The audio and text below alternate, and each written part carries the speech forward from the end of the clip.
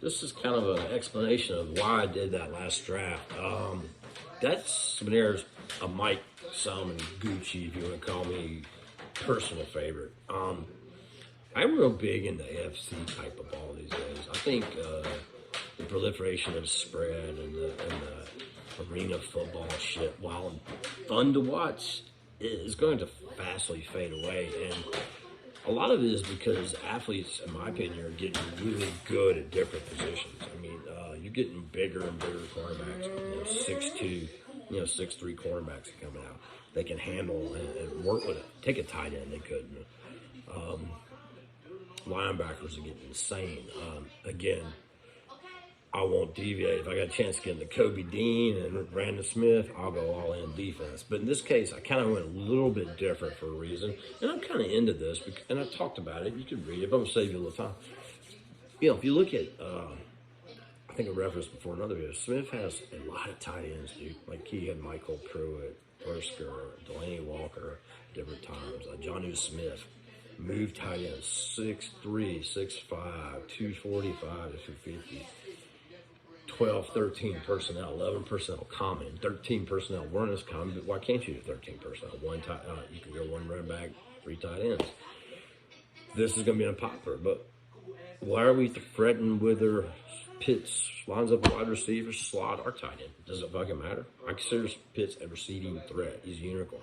Take advantage of that. He's done fucking well, actually, when you think about it. I mean, this year was a disaster line-wise. The running game is barely working, and the kid's still going to have 1,000 yards within the 16-game season, most likely. And he's a rookie.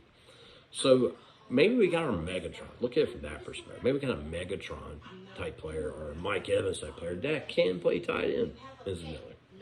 Cool, right? So with him, you have the flexibility, but you need tight ends behind him. So this draft, I went a little different than one. One, for me, I'm assuming Smith's identity is to run and smash, right? I just don't see it in Jalen Mayfield.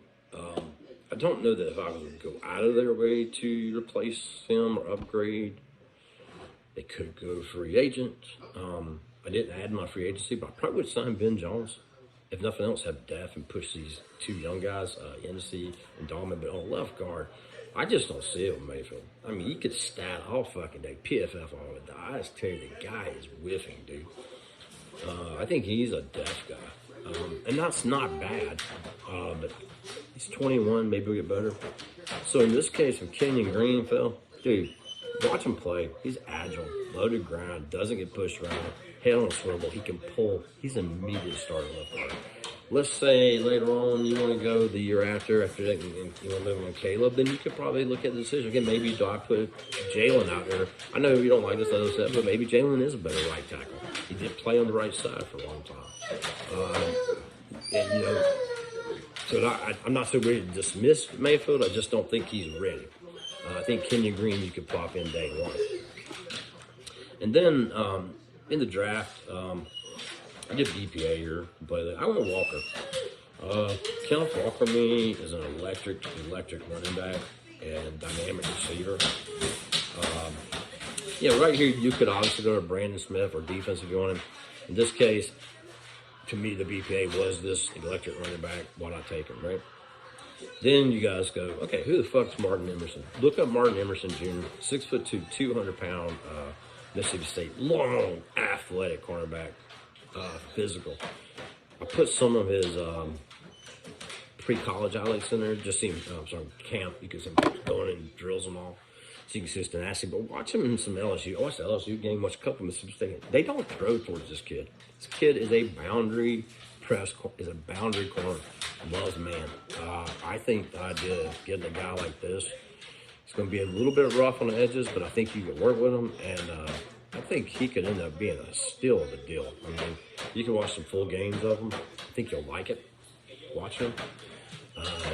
Who knows? You may strike dirt and get an A.J. Terrell opposite guy. If not, I think he's a good investment. How often do you see a 6'2"? Hey! 6'2", 200-pound corner that can move.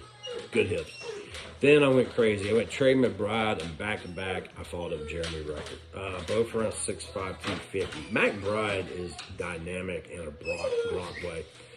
I think McBride may even shock some people. Go up first round. He could. He's definitely a second round talent. I don't know what his 40 is. I don't really give a fuck. I'm like Clarence. Watch him play. He plays at 4'6" at 250. Dynamic player. Rucker is interesting. He doesn't have a lot of catches, but watch him make them. Very sticky in it. Good inline blocker. So adding this into me, there's two things I did. I just got bigger, more physical. Both of these guys have been on lineup and wide receivers, both in line. Rucker's a traditional inline as well. What can you do with 13 personnel? I mean, what if you got Smith? Think about this mismatch. Let's just say you go two tight ends and use Pittsburgh wide receiver, right? So you got Rucker in, McBride in, yes, and you got two 6'5" guys and a 6'6" guy. That's a mismatch, and you can run out of that. Maybe you pull back Rucker as your H-back, put in another wide receiver. Wide receiver, I do agree with you, Falcons over 7. It is expensive, so I could see going wide receiver, but I think we're going to have to go wide receiver early, or what's the point? Just another developmental guy. To my opinion, that's where the draft does have a deficiency. It's got a couple of guys at the top wide receivers I talked about earlier, but there's not a shit ton of them. So, I mean, can you hit goal later? Sure. But I'd say right now, in my opinion, you far have much more tight ends that are good right now. Then I went to the edges. Like I said, I waited on the edges a while back. And rather than a traditional, gazelle, I looked at our interior D-line, and then I looked at some P's. So you look at Graham. We talked about 5 techs the other day. He kind of fits. Marlin kind of fits. Some long guys. But when you look at what are labeled DNs on P's, he always has a 3 tech type. Like we talked about, like Gray B. He has a bunch of these 6'6", 275.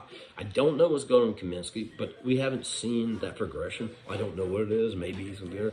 So I went with Zach Harrison, edge. 6'6", 275, 280, got a big frame. 5 tech guy, but he also has good speed, you know what I mean? And he's got a lot of ability. And yes, my phone's going off, Jason. Watch this guy. He fits the system. Then I went back to back. I got another guy, Isaiah Thomas, another 6'5", 275, 280. So why am I doing this? Okay, these are physical players. They're big. They're strong.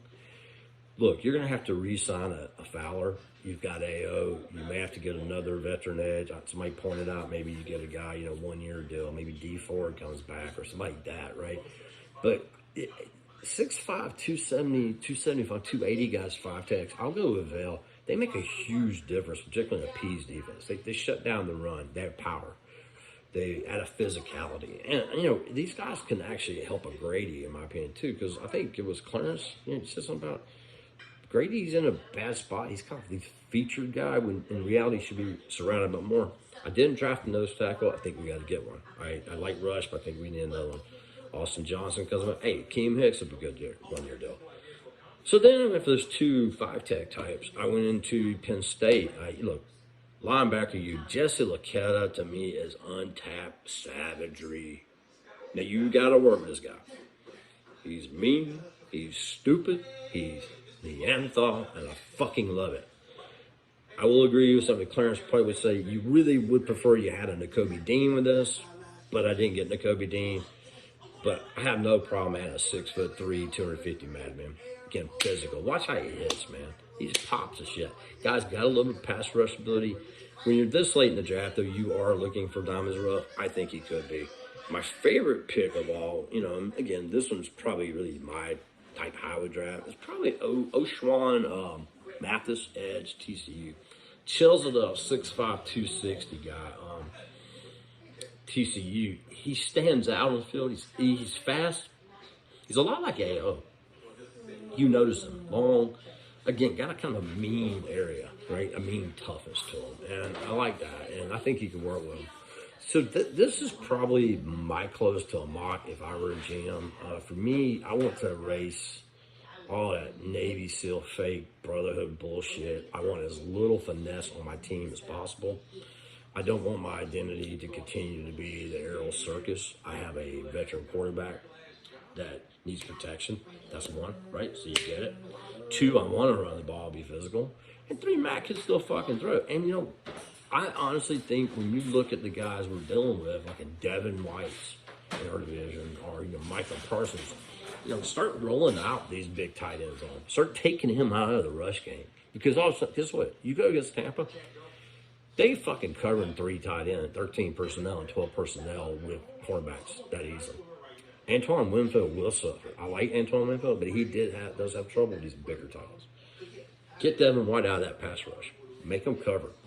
Hit that middle. Get a guy like Rucker going across the middle. Get a guy like Trey McBride. You're going to respect it. And right now, I think the biggest thing I don't like about our identity, and look, maybe we do go Treylon Burks or something as an alternative, and I'm not anti that, but going over the top, nah, you got to take these guys, these athletic things. Right now, we're getting killed because of the middle field.